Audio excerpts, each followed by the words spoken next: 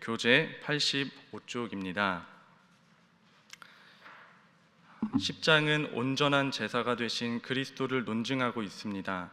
반복되는 모세 율법의 짐승 제사와 대조적으로 예수님은 자신을 단번에 제물로 드리심으로써 우리를 영원히 거룩하게 하시기 위해 이 세상에 오셨습니다. 그리스도의 인격과 사역에 대한 진리는 하나님께 가까이 나아가라는 격려와 믿음에서 후퇴하지 말라는 권면으로 이어집니다. 예수 그리스도께서는 속죄의 피를 흘리심으로 구약의 제사의식을 끝마치셨을 뿐 아니라 하나님께 예배하는 방식도 바꾸어 놓으셨습니다. 이제는 대제사장이신 예수 그리스도를 통해서 하나님께 직접 나아가는 길이 열린 것입니다. 아멘. 성경은 인간을 죄인이라고 말씀합니다. 죄인인 인간은 하나님께 그냥 나아갈 수 없습니다. 죄인인 인간이 거룩한 하나님께 그냥 나아간다면 죽게 됩니다. 그렇기에 하나님은 구약 시대에 이스라엘 백성에게 제사 제도를 마련해 주었습니다. 그런데 오늘 본문에서는 그 제사는 임시적이며 불완전한 것이라 죄를 능히 없앨 수 없다고 말씀합니다. 우리 3, 4절 함께 보겠습니다. 오늘 본문 3, 4절 제가 읽겠습니다. 그러나 이 제사들에는 해마다 죄를 기억하게 하는 것이 있나니 이는 황소와 염소의 피가 능히 죄를 없이 하지 못함이라. 이 말씀에 따르면 제사는 죄를 능히 없애지 못하고 오히려 죄를 기억하게 한다고 말씀합니다. 무슨 말이냐면 구약의 제사는 짐승을 죽여서 드리죠. 대속죄일은 대제사장이 짐승을 잡지만 보통 일반적인 속죄를 위한 제사에는 제사장이 짐승을 잡지 않습니다. 죄를 지은 당사자가 짐승을 잡습니다. 그렇다면 당시 누군가가 짐승을 잡는다고 한번 상상해 보십시오. 짐승을 죽일 때 단번에 죽여야 하는데 단번에 짐승을 죽이지 못하면 너무도 고통스러워하며 죽어가는 짐승의 모습을 보게 됩니다. 그렇게 짐승이 죽고 나면 그것으로 끝나는 것이 아니라 가죽을 벗겨야 합니다. 또 가죽을 벗기고는 그 짐승의 각을 떠야 합니다. 이렇게까지 하는 이유는 짐승을 죽이기 전에 안수를 하는데요. 그 안수가 나의 죄를 짐승에게 옮겨가게 한다는 의미를 지니기 때문입니다. 자신의 죄에 대한 대가를 짐승이 대신 받는 것입니다. 짐승이 참혹하게 죽게 되는 것, 바로 죄 때문, 그 사람의 죄 때문입니다. 그래서 제사를 통해 알 수 있는 것은 하나님께서 죄를 너무도 혐오한다는 사실을 알 수 있습니다. 또한 한 가지 더 생각해 볼 것은 제사가 끝난 후에 제사를 드린 당사자의 모습은 어떤 모습이었을까요? 짐승의 피로 범벅이 된 참혹하고 처참한 모습이었겠지요. 그런데 이러한 제사를 한 번만 드리고 끝나는 것이 아니라 자신이 범죄할 때마다 드려야 했습니다. 제사로 잠시 육체를 정결하게 할 수는 있었습니다. 그러나 마음과 그 영혼을 단번에 정결하게 하지는 못했습니다. 짐승을 바치는 제사는 죄를 지을 때마다 복잡한 절차와 고통과 함께 매번 반복되어야만 했고 자신의 죄를 위해서 살아있는 짐승의 생명을 빼앗아야만 하는 그런 일이었습니다. 이처럼 제사는 불완전합니다. 그리고 히브리서 기자가 계속해서 말하는 것이 제사로 죄를 온전히 해결하지 못하는 이유가 황소와 염소의 피, 짐승들의 피로는 인간의 죄를 온전히 대속할 수 없기 때문이라고 말씀합니다. 짐승은 하나님의 창조의 절정인 인간의 대속물로서는 부족합니다. 인간만이 인간을 위한 진정한 대속물이 될 수 있습니다. 그러나 모든 인간은 스스로 죄의 짐을 가진 죄인이기에 다른 사람의 죄를 해결해 줄 수 없을 뿐더러 자신의 죄의 문제조차 해결할 수 없습니다. 예를 들어 태평양 바다에 사람들이 빠져 있다고, 많은 사람들이 빠져 있다고 생각해 봅시다. 태평양 바다에 빠진 사람들끼리 서로를 구출해 줄 수 있을까요? 당연히 없습니다. 서로를 구출해 줄 수 없을 뿐더러 자신도 스스로 빠져나올 수 없습니다. 밖으로부터 구조대가 와야 그 드넓고 깊은 바다에서 빠져나갈 수 있는 것이지요. 마찬가지로 밖으로부터 온 사람, 즉 죄가 없는 참 인간만이 죄인들을 위해 대속할 수 있는 자격이 충족됩니다. 그런데 또 다른 문제가 있습니다. 죄가 없는 참 인간은 다른 사람을 위한 온전한 대속물의 조건이 충족되지만, 그러나 인간은 스스로 죄의 문제를 결코 완전히 해결할 수 없다는 문제입니다. 죄의 삭은 사망이라고 말씀하지요. 예를 들어 난 절대 죽지 않을 거야 라고 다짐한다고 해서 죽지 않는 사람이 있습니까? 인간 스스로는 죽음을 이길 수 없습니다. 죽음의 권세를 이길 수 있는 분은 하나님밖에 없듯이 죄의 문제 역시 하나님만이 해결할 수 있는 영역입니다. 여기서 딜레마가 생기는데, 이 문제를 해결하려면 죄인들을 대속하기 위해 죄가 없으신 참 인간이시며 동시에 죄의 문제를 해결할 수 있는 하나님이신 분이 필요했습니다. 여기서 첫 번째 기도 제목입니다. 예수님을 진정으로 찬양하는 성도 되게 하옵소서. 예수님을 진정으로 찬양하는 성도 되게 하옵소서. 하나님께서는 크게 두 가지 성품이 있습니다. 먼저는 사랑입니다. 우리는 하나님께서 사랑이심을 압니다. 그런데 이런 오해를 해서는 또한 안 됩니다. 하나님은 사랑이시라면서요. 하나님은 사랑이시니까 죄인인 우리들을 그냥 봐주시면 안 되겠습니까? 그냥 우리의 죄를 없던 일로 쳐주시면 안 되나요? 무슨 심판이고 무슨 죽음입니까? 그냥 봐주세요. 하나님은 사랑이시라면서요. 이것은 하나님의 또 다른 성품을 간과하고 있는 것입니다. 두 번째 하나님의 성품은 무엇이냐? 그것은 공의입니다.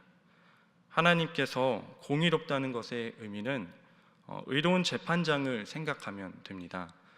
만약 어떤 사람이 끔찍한 죄를 저지르고 법정에 섰다고 가정해 봅시다. 그런데 판사가 살펴보니 자신과 아주 가까운 사람이 죄인으로 서 있었습니다. 그래서 그 끔찍한 죄를 저지른 사람을 판사가 자신과 무척 가깝다고 하여 그 사람에게 무죄를 선언한다면, 그 판사는 과연 의로운 판사입니까? 아니면 불의한 판사이겠습니까? 불의한 판사이죠. 판사는 그 누가 될지라도 그 누구든 공의롭게 판결해야 하는 의무가 있습니다. 하나님께서는 이보다 더 공의로운 성품을 지니신 분입니다. 그래서 공의로우신 하나님의 성품으로는 인간의 죄에 대한 대가는 인간이 반드시 치러야만 했습니다. 그런데 하나님은 동시에 사랑이신 분이시죠. 하나님은 인간을 사랑하십니다. 하나님은 자신이 지으신 사람들이 죄로부터 구원받기를 원하셨습니다. 그런데 성도 여러분, 아까 드렸던 말씀 기억나시나요? 죄의 문제는 인간 스스로 절대 해결할 수 없고 오직 하나님만 해결할 수 있다고 했습니다. 그런데 인간의 죄에 대한 대가는 인간이 받아야 되었습니다. 여기서 이제 딜레마가 생기는 것인데, 이 문제를 해결하려면 아까 말씀드렸다시피 죄인들을 대속하기 위해 죄가 없으신 참 인간이시며 동시에 죄의 문제를 해결할 수 있는 하나님이신 분이 필요했습니다. 그분이 바로 참 인간이시자 참 하나님이신 예수 그리스도이십니다. 창세전에 말씀이셨던 예수님께서 우리의 죄를 대신하여, 그리고 우리의 죄를 대표하여 우리가 받아야 할 저주, 죽음, 심판을 대신 받기 위하여 죄가 없으신 완전한 인간으로 이 땅에 오셨습니다. 모든 인간의 처음이자 대표였던 아담이 하나님 앞에서 실패한 것, 그리고 그 후에 모든 인간이 실패한 것을 예수님이 모든 사람을 대신해서, 그리고 대표해서 순종함으로 하나하나 다 회복하셨습니다. 그리고 결정적으로 십자가에서 다 이루시고 부활하셨습니다. 이런 예수님을 믿으면 우리는 값없이 죄사함을 얻는다는 것이 성경의 말씀입니다. 너는 이제 용서받았다. 그러니 너에게 기다려지는 것은 죽음이 아니라 심판이 아니라 지옥의 형벌이 아니라 부활이며 영생이며 그러니 안심하라라고 말씀하고 있는 것입니다. 그러므로 우리가 이 값없는 은혜에 진정으로 감사하고 찬양하는 저와 여러분 되기를 주님의 이름으로 축복합니다. 두 번째 기도 제목입니다. 우리를 향한 하나님의 뜻을 알게 하옵소서. 우리를 향한 하나님의 뜻을 알게 하옵소서. 예수 그리스도의 십자가와 부활 사건, 즉 복음을 믿을 때 우리에게 주어지는 은혜가 있습니다. 먼저 갈라디아서 3장 13절에서 14절 말씀을 제가 한번 읽어드리겠습니다. 갈라디아서 3장 13절에서 14절 말씀인데 그리스도께서 우리를 위하여 저주를 받은 바 되사 율법의 저주에서 우리를 속량하셨으니 기록된 바 나무에 달린 자마다 저주 아래에 있는 자라 하였습니다. 이는 그리스도 예수 안에서 아브라함의 복이 이방인에게 미치게 하고 또 우리로 하여금 믿음으로 말미암아 성령의 약속을 받게 하려 함이라. 갈라디아서 3장 13절 말씀은 예수님께서 십자가에 달린 사건을 말합니다. 그런데 그 이유가 14절에 나오는데 그 이유가 무엇이냐면 예수님을 믿는 모든 사람들에게 유대인뿐만 아니라 이방인들에게도 아브라함의 복을 받게 하고 성령의 약속을 받게 하기 위함이다. 이 두 가지를 주시기 위해 예수님께서 십자가에 못 박혀 죽으셨다라고 말씀하셨습니다. 여기서 아브라함의 복은 갈라디아서의 문맥상 이신칭이 즉 믿음으로 죄사함을 받고 의롭다 함을 받는 은혜입니다. 또한 성령의 약속이란 예수 그리스도를 믿는 자들에게 성령님께서 임재하시고 내주하셔서 믿는 자들과 성령님이 함께 하신다는 은혜입니다. 즉 죄사함을 받는 은혜와 성령의 약속, 이것이 복음이 주는 은혜의 양면입니다. 히브리서 10장으로 돌아와서 본문을 살펴보면 예수 그리스도로 말미암는 은혜가 똑같이 나와 있습니다. 먼저 17절에 보면 예수 그리스도로 인하여 죄사함에 대한 말씀, 죄사함을 받는다는 말씀이 나옵니다. 죄사함의 은혜에 대해서는 앞서 우리가 계속 나누었습니다. 그리고 15절, 16절 말씀을 보면 성령에 대한 말씀이 나옵니다. 그 성령님께서 어떻게 믿는 자들과 함께 하신다고 하시냐면 예수 그리스도를 믿는 새 언약의 백성에게 성령님이 함께 하셔서 하나님의 법을 그들의 마음속에, 마음에 두고 그들의 생각에 기록하겠다고 말씀하십니다.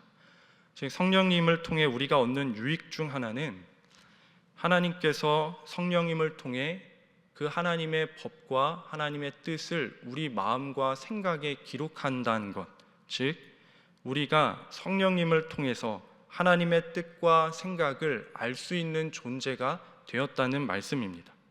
고린도전서 2장 10절에서 11절에 이런 말씀이 있습니다.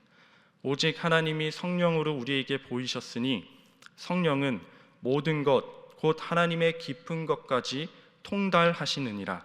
사람의 일을 사람의 속에 있는 영 외에 누가 알리요? 이와 같이 하나님의 일도 하나님의 영 외에는 아무도 알지 못하느니라. 하나님께서 계시해 주지 않는 이상 인간은 죽었다 깨도 스스로 하나님의 뜻을 알 길이 없습니다. 그러나 성령님은 하나님의 깊은 것을 통달하시는 분입니다.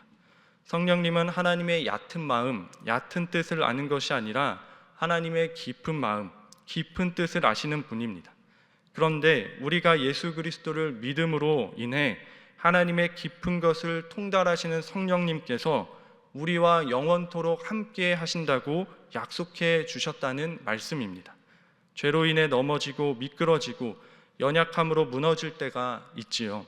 그런데 성령님께서 그런 우리와 영원토록 함께 하시며 때로는 나를 돕는 자가 되시며 내가 혼미하여 지혜가 없을 때는 상담자가 되어주시고 사람에게 상처받고 낙심해 무너질 때면 위로자가 되어주시며 또한 죄로 인해 넘어질 때면 회개하게 하여 다시 일어서게 합니다. 그래서 궁극적으로 우리 인간이 이성으로는 결코 알 수 없는 창세 전부터 예정하신 우리를 향한 하나님의 깊은 부르심, 하나님의 깊은 계획, 하나님의 깊은 마음과 뜻을 조금씩 알게 하신다는 말씀입니다. 정말 놀라운 말씀입니다. 영원하신 하나님 앞에서 거름더미와 같고 먼지와 같은 유한한 인간이 천지의 주제이시며 창조주 하나님의 뜻을 알 수 있게 된 존귀한 존재가 되었다는 말씀입니다. 우리에게 이런 은혜를 허락하신 주님을 진정으로 찬양하고 우리를 향한, 이 세상을 향한 하나님의 뜻을 점점 알아가게 되는 저와 여러분 되기를 소망합니다. 마지막 세 번째 기도 제목입니다. 하나님께 담대히 나아가게 하옵소서. 하나님께 담대히 나아가게 하옵소서. 히브리서 10장 1절에서 18절까지는 보통 이론에 대한 내용이라고 학자들은 이야기합니다. 이론만 알면 진정한 감사와 찬양이 나오질 않지요. 말씀이 이론과 지식에서 끝나는 것이 아니라 나에게 경험되어 실제가 되면 하나님을 향한 진정한 감사와 찬양이 나옵니다. 예수 그리스도를 믿음으로 말미암아 죄사함과 영생을 받는 구원이 경험되어지고 구원의 감격이 회복되고 하나님을 만나고 성령의 충만함을 받으면 하지 말라고 해도 우리의 입술에는 진심 어린 찬양과 감사의 고백이 터져 나옵니다. 이와 같이 하나님의 말씀이 지식에서 실제가 되기 위해선 인간의 편, 우리의 편에서 무엇을 해야 하는가? 히브리서 10장 19절 이하부터는 실천에 대한 내용인데 그 첫 번째 실천으로서 믿음으로 담대히 주님께 나아가는 것입니다. 히브리서 10장 19절에서 22절 말씀인데 제가 다시 읽어드리겠습니다. 그러므로 형제들아, 우리가 예수의 피를 힘입어 성소에 들어갈 담력을 얻었나니 그 길은 우리를 위하여 휘장 가운데로 열어놓으신 새로운 살 길이요 휘장은 곧 그의 육체니라. 또 하나님의 집 다스리는 큰 제사장이 계심에 우리가 마음의 뿌림을 받아 악한 양심으로부터 벗어나고 몸은 맑은 물로 씻음을 받았으니 참 마음과 온전한 믿음으로 하나님께 나아가자. 예수님께서는 우리가 하나님께로 담대히 나아갈 수 있는 길을 열어주셨습니다. 그런데 그 길은 어떻게 열어주셨는가? 19절에 보면 예수의 피로, 즉 예수님의 보혈을 통해 열어놓으셨습니다. 그렇기 때문에 누구든지 예수님을 믿는 자들은 예수님의 보혈을 지나 하나님께 나아갈 수 있게 되었습니다. 요한복음 14장 6절에 예수께서 이르시되 내가 곧 길이요 진리요 생명이니 나로 말미암지 않고는 아버지께로 올 자가 없느니라. 예수님이 열어놓으신 길은 단지 천국 가는 길만이 아닙니다. 하나님 아버지께로 나아가는 길입니다. 그러므로 우리는 천국에 가기 위해서만 예수님을 믿는 것이 아니라 하나님께 나아가 하나님을 만나고 하나님을 알고 하나님을 사랑하고 교제하고 그리고 동행하기 위해서 예수님을 믿어야 합니다. 그래서 예수님께서 이렇게 말씀하신 것입니다. 영생은 곧 유일하신 참 하나님과 그가 보내신 자 예수 그리스도를 아는 것이니라. 영생은 하나님을 아는 것입니다. 하나님을 만나고 하나님과 교제함으로 하나님을 아는 것입니다. 그렇기에 신앙생활은 하나님께 가까이 나아가는 것입니다. 예수님을 깊이 알아가는 것입니다. 예수님과 깊이 교제하는 것입니다. 복의 근원이신 예수님을 만나길 소망하고 깊이 알아가기를 바라며 간절히 주님께 나아간다면 주님은 당연히 우리에게 때에 따라 돕는 은혜, 일용한 은혜를 베풀어 주십니다. 그리고 무엇보다 그리스도인들에게 가장 필요하고 가장 좋은 것인 한량없는 성령의 충만한 은혜를 부어 주십니다. 그렇기에 하나님께 나아가십시오. 오늘의 말씀처럼 믿음으로 담대히 나아가십시오. 하나님은 우리의 좋은 아버지이시기에 그 좋은 아버지께서 자녀들에게 좋은 것을 주신다는 믿음으로 자녀된 특권으로서 아버지 하나님께 담대히 나아가 기도하십시오. 그래서 구원의 감격이 회복되고 살아계신 하나님을 다시 깊이 만나고 하나님께서 주시는 성령의 은사도 받고 그분과 동행하게 되는 저와 여러분 되기를 주님의 이름으로 축복드립니다. 아멘. 함께 기도하겠습니다. 나눈 기도 제목처럼 주님을 진정으로 찬양하게 하옵소서. 하나님께 담대히 나아가 주님을 깊이 만나게 하옵소서. 그리고 내일 거룩한 주일 예배를 위하여, 장로 3차 선거를 위하여, 그리고 신일교회와 배요한 위임 목사님을 위하여 이 시간 함께 합심하여 기도하겠습니다. 주여 믿습니다. 주여 믿습니다. 주여 믿습니다.